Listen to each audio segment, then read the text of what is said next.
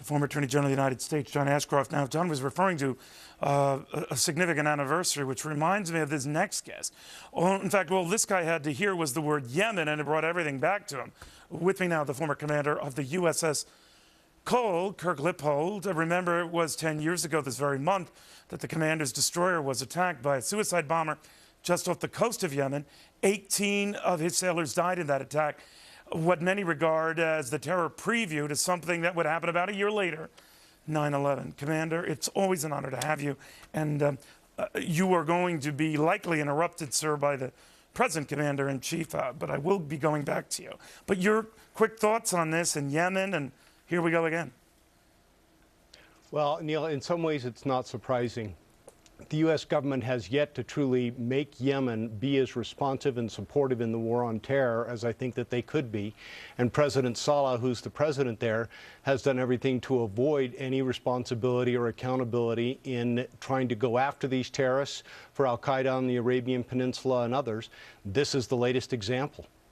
You and I've talked about this so many times, Commander, about nefarious forces in and around Yemen. You were familiar with I remember you saying your men and women had shared with you concern about their own safety in and around Yemen, and you were docked just off the coast of Yemen.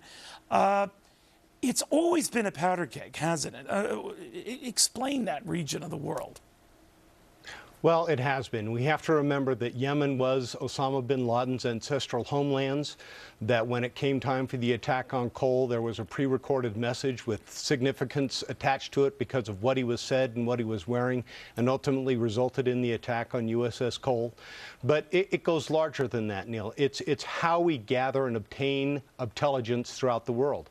Because quite realistically, while we are very fortunate today in seeing what's going on in the integration of the intelligence services that we're able to detect and react to this incident right here, we have to take a look at the larger strategic picture of how we gather that intelligence and what we're doing with it. While the president uses the drone program right now to great effectiveness in killing some of the top-level al-Qaeda and Taliban leaders, the reality of it is that may not be serving our long-term strategic intelligence interests. And the reason why is to kill them is fine. But it takes real leadership to stand up and say, no, we need to capture some of these people, interrogate them, and learn how they operate and what they're doing in the world so that we can go to the source of how these operations are carried out and literally cut them off before they even get started. Commander, hearing what you have heard about today, and clearly something was coordinated here, whether it was a dry run or something more sinister with talk of an explosive device actually found in one plane. And now they're investigating what's on this particular United Arab Emirates plane. What do you think was being planned here?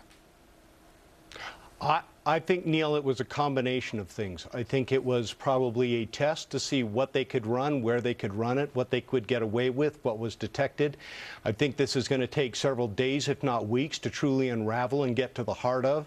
We need to find out first, was Yemen the only source where this material came from, or were there other nations where the material was put on board in an effort to get through? It's going to take time. I have no doubt, and I have great faith in both the intelligence services and the Federal Bureau of Investigation to be able to do it. But again, it is going to take time.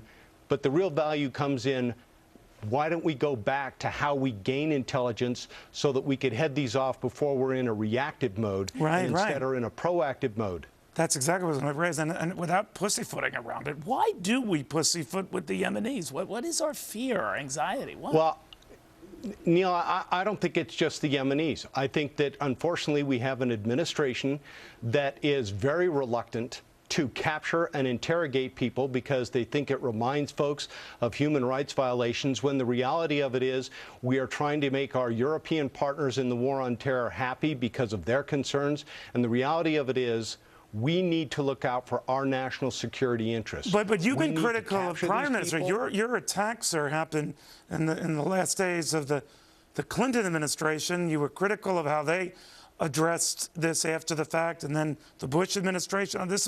It seems to be a bipartisan sort of clam-up going on here.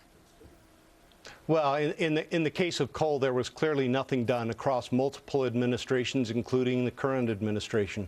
But the reality of it is, in many ways, our government seems reluctant to want to hold the Yemeni government responsible and accountable and, in fact, make them do what is necessary or provide them with the tools and training that are necessary to effectively go after al-Qaeda on the Arabian Peninsula and ensure that they don't have a second base outside of Afghanistan in Yemen where they can plan and conduct these types of operations against not only the United States, but our allies in Europe as well. Are you encouraged by the global coordinated response to this today? I think it is indicating that there is a degree of cooperation that did not exist 10 years ago. It is still growing. We learn with every incident. But I am very pleased at what I'm seeing and hearing so far. There is probably a lot going on in the background that we don't know about, which is just where it belongs because it is intelligence related. But I am heartened to see that we're seeing the degree of cooperation and effective interdiction of this material throughout the world. We were just showing a photo, Commander, of the President being briefed by his national security team on all these developments earlier. This was last night. As Commander-in-Chief, what do you want to hear out of him? I want to hear what his intentions are with respect to building an intelligence picture that is going to allow us to not react to these types of events, but in fact proactively take them down. Because we need to hear that we are in fact this many incidents occurred or where they occurred. We don't need to know the details, Neil, but we need to know as a nation that al-Qaeda is still out there. You don't want to have the familiarity breeds contempt settling in over us because an attack has not occurred. We need to be kept informed as an American people on what our government is doing to keep us safe. This incident with the plane now that was militarily escorted coming back to this country, do we still have a policy that you know of, Commander, that if there is a threat on a passenger plane or a cargo plane, I guess, in the case of some of the ones that were examined today, that we shoot it down? I don't know if a case of shoot it down. I think that somebody said that there was, in actuality, a threat that an airliner was presenting.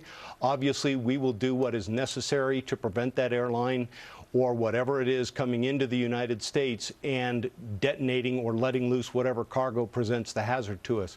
It wouldn't surprise me if that policy still exists. It wouldn't surprise me if the president still got called and was the ultimate decision point if that were to come true.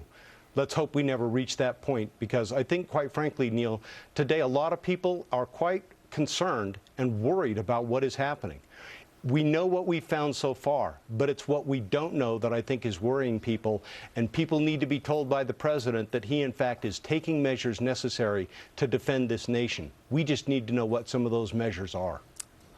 I don't want to sound like Black Helicopter crowd or the Grassy Knoll crowd, Commander, but what if this is all a head fake? What if they're diverting our attention or coming up with something else and we're just sidetracked? Well, Neil, I'm not sure that isn't what it is. Again, what I think is it'll take us the days and weeks to unravel. We go back through the intelligence and determine where did this material come from? How was it packaged? How did it come on board? What were they trying to do in getting it through? Was there a particular type of screening method that was being used that this material did make it through? Or was there a particular method in the packaging that they thought they may be able to get away with? Because it's not only what we found, Neil, it's what we may also find in the coming days that is going to give us an indicator of how they're putting together a larger, more broad plan for attacking the United States and our interests. No, the only reason why I mentioned it, Commander, I'm glad you didn't dismiss me as a loon right off the bat, even though you might think it. That if you think about it, sir, they did zero in on what seems to be a vulnerable part of our security apparatus, and that could be cargo, although we did address it, as you said, in a coordinated fashion today. But they seem to want to find now and then the weak spots, the vulnerable spots. Is that just the test type of deal? Of course. That's how they work. Terrorists work by exploiting vulnerabilities, by looking at where they think there's a weakness, and then figuring out how to exploit that weakness, testing it to see if they can get something through, and then once they have it and everything is in place, just like the attack on Cole, just like on 9/11, all the pieces are in place, the phone calls are made or the internet messages are received, and then they carry out and execute a plan. Clearly, if there are the number of suspicious packages that we're seeing today throughout the world, this was a very robust test. Obviously, minor packages have probably made it through before now.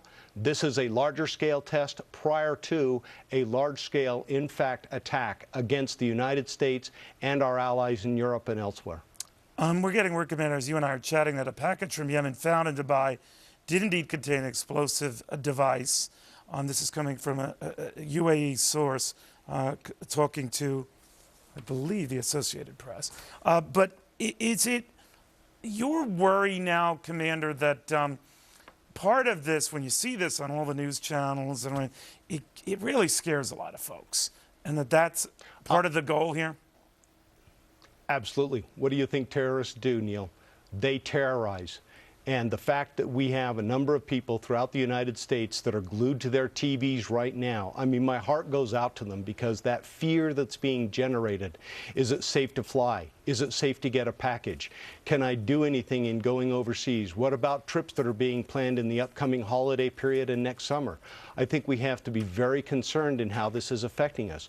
We cannot let it drive it. And again, it goes back to what I said at the very beginning. We have to ensure that we are not allowing some of the tools that are available to the United States in developing a strategic intelligence picture to not be used. And by not capturing these terrorists and by not interrogating them because we don't want to appear to get our hands dirty, I think it's the wrong thing to do.